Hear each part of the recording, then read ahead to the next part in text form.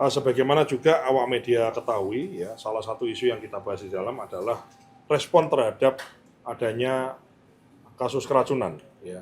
Kami telah meningkatkan status bahwa kasus keracunan bukan lagi sebagai kejadian menonjol. Sesuai dengan rapat tadi kami putuskan bahwa keracunan itu menjadi namanya kejadian fatal.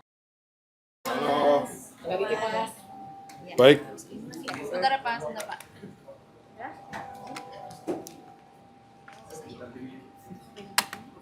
Boleh Mas.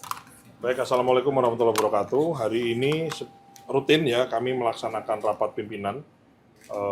Saya didampingi oleh Ibu Wakil Kepala dan Bapak Ibu Arumsari dan Pak Trenggono beserta seluruh eselon 1 dan eselon 2. Kami rutin setiap hari Senin, ini Senin saya yang kedua, untuk kita laksanakan rapim.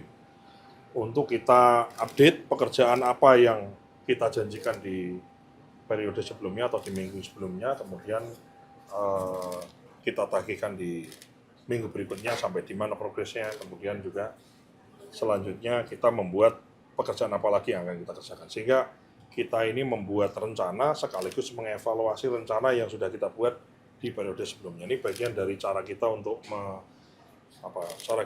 bagaimana menggerakkan roda organisasi ini, betul-betul kita ini solving problem gitu. Jangan sampai masalah itu kita biarkan terus-menerus ya, nggak selesai hari ini, besok, nggak selesai besok-besoknya lagi, nggak begitu. Harus segera kita selesaikan sebelum kita, karena masih banyak juga persoalan-persoalan masalah yang harus kita selesaikan. Sebagaimana juga awak media ketahui, ya, salah satu isu yang kita bahas di dalam adalah respon terhadap adanya kasus keracunan. Ya. Kami telah meningkatkan status bahwa kasus keracunan bukan lagi sebagai kejadian menonjol. Sesuai dengan rapat tadi kami putuskan bahwa keracunan itu menjadi namanya kejadian fatal. Ya. Ini menyangkut nyawa seseorang, menyangkut kondisi kesehatan seseorang yang dimana dia adalah anak dari suatu ayah dan ibu, anggota keluarga dari suatu keluarga, yang dimana kesehatan, kondisi keamanan dan nyawanya ini menjadi sangat penting. Ya. Sekali lagi kasus ya yang namanya keracunan, kemarin saya baru pulang dari Semarang, ini kita harapkan menjadi kasus yang pertama dan yang terakhir semenjak saya jadi kepala badan yang baru ini. Oleh karena itu status dari kasus keracunan itu menjadi namanya kami tingkatkan menjadi kejadian fatal. Setiap ada kasus keracunan, maka sanksi tegas kita berlakukan. Yang pertama adalah langsung dapur atau SPPG yang ada itu kemudian kami suspend. Sambil kita lihat pas di suspend kemudian kita investigasi.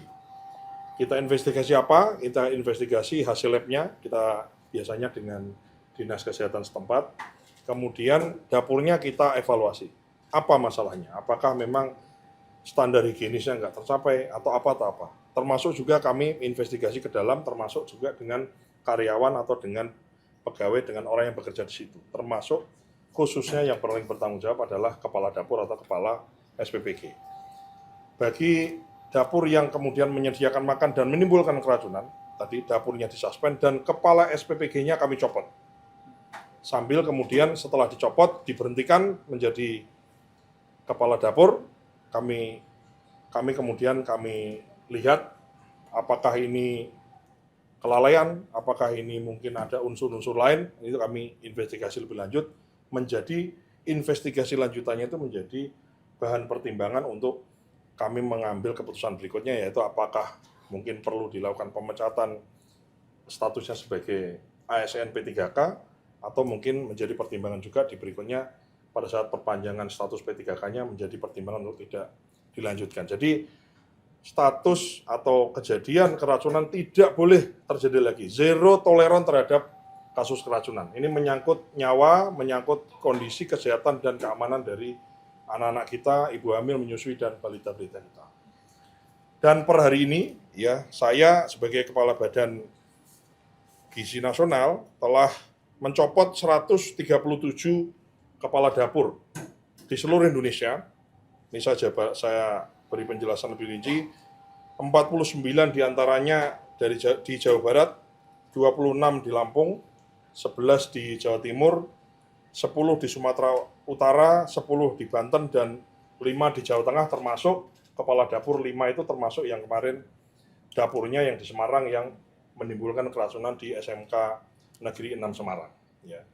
Jadi ini tindakan disiplin ini diberhentikan indisipliner, ada kasus keracunan terdahulu juga, kemudian juga ada yang phishing. Ya, phishing itu uangnya dia berwenang untuk mencarikan uang, tapi kemudian mengaku kena scam, ya, kemudian uangnya hilang dan seterusnya. Ini kami berhentikan dan dapurnya kami suspend. Kira-kira itu mungkin yang ingin kami sampaikan. Yang jelas kami zero toleran terhadap keracunan, zero toleran terhadap tindakan korupsi, hengki-pengki, ngantet uang, dan lain-lain. Itu kita zero toleran. Dan kami telah menyiapkan suatu sistem mekanisme di mana ya trust is good, tapi control is better. Ya, jadi kami tidak bisa kemudian mempercayakan sepenuhnya kepada seseorang, tapi bagaimana seseorang yang bekerja itu kemudian bisa dikontrol dengan sistem. Kapan nyacah kol, kapan dimasak berapa lama, itu kami lagi siapkan.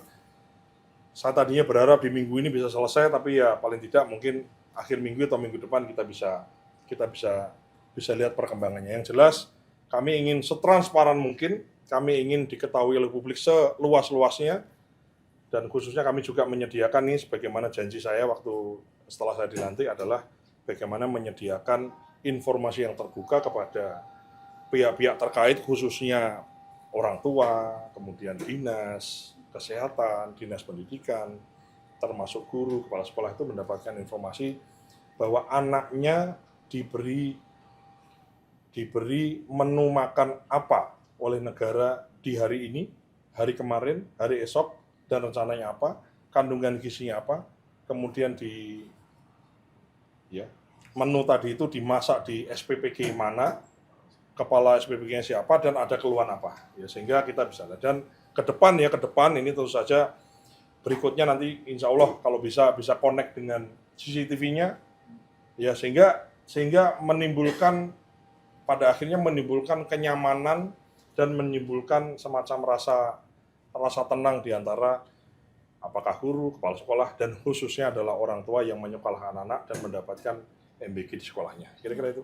Oke. Mas Dar, ini kan masuk minggu kedua Mas Dar memimpin ya di BGN. Ada temuan-temuan lainnya dari lapangan, Mas? Kemudian juga untuk soal isu lainnya, tanggapan putusan MK terkait penyesuaian anggaran, kemudian juga Bulog, usulan beras Bulog. Seperti apa, Mas? Jadi kalau temuannya ya banyak ya, jadi banyak yang harus kita benahi memang, ya misalnya dari sisi tata kelolanya, ya kan, kemudian bagaimana mitra sama yayasan itu juga ternyata ada beberapa yang beda gitu ya. Kemudian karena beda, kemudian yayasan itu merasa punya jasa karena ngasih titik kepada mitra, kemudian dia minta sebagian untungnya ada juga dibagi ke mereka, sehingga kemudian terjadi ada penurunan kualitas dan lain-lain. Ini kami temukan di beberapa kasus.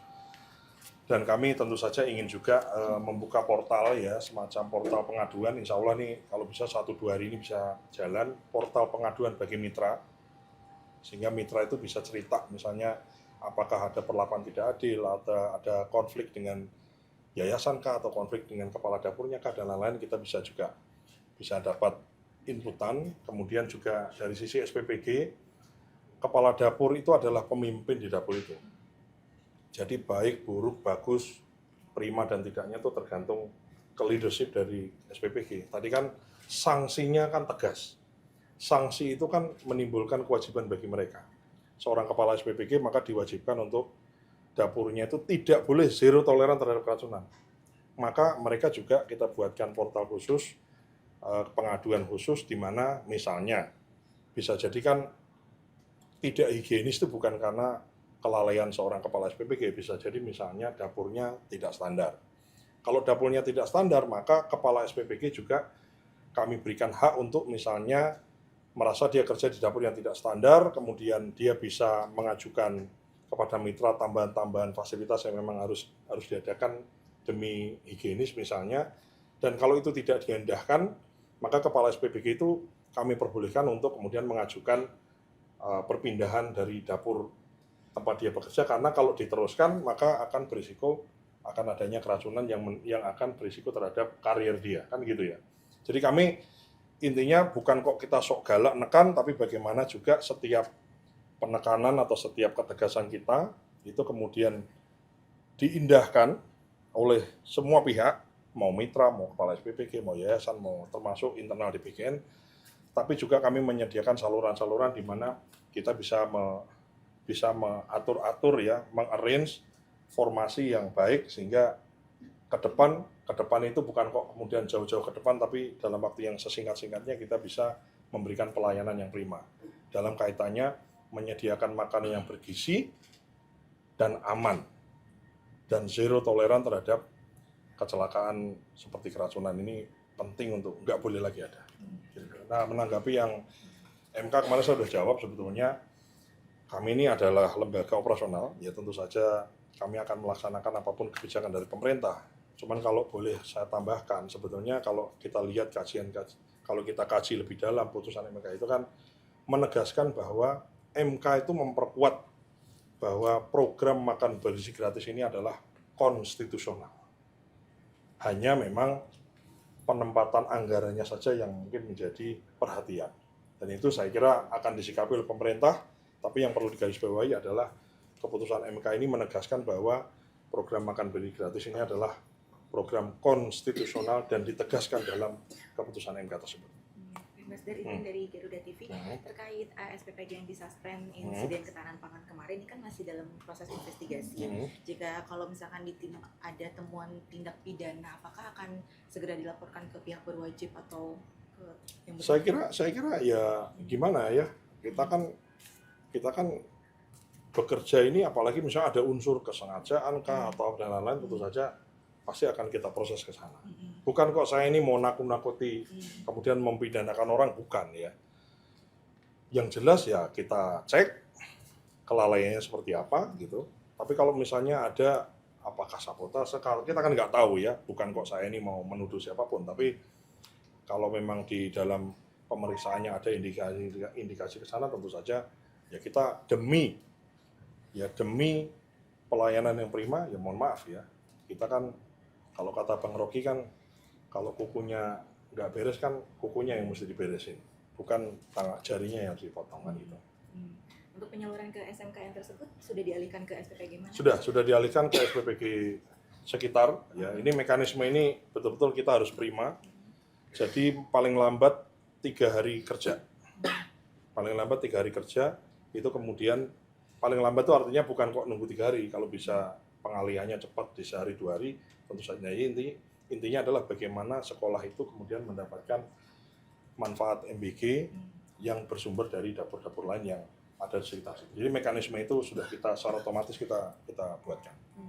Kalau untuk yang di Semarang ini kan insiden ketahanan pangan ini diduganya karena bahan makanan yang kurang diproduksi dengan baik begitu ya Mas. Dan kedepannya apakah ada menu-menu atau bahan pangan yang tidak boleh digunakan? Sebetulnya tuh secara SOP asal diikuti aja sih harusnya sih aman ya, karena memang proses ya, artinya SOP-nya ini so far sih sebetulnya udah oke, sudah bagus.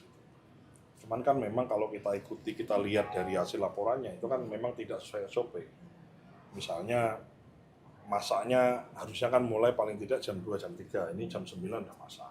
Terus kemudian daun singkong yang dimasak itu kemudian tidak dari daun mentah itu kemudian dimasak, tapi katakanlah pengadaannya sudah dalam bentuk matang. Nah itu kan hal-hal SOP untuk, jadi gini, kepala dapur atau kepala SPPG asalkan ngikutin SOP itu mestinya aman.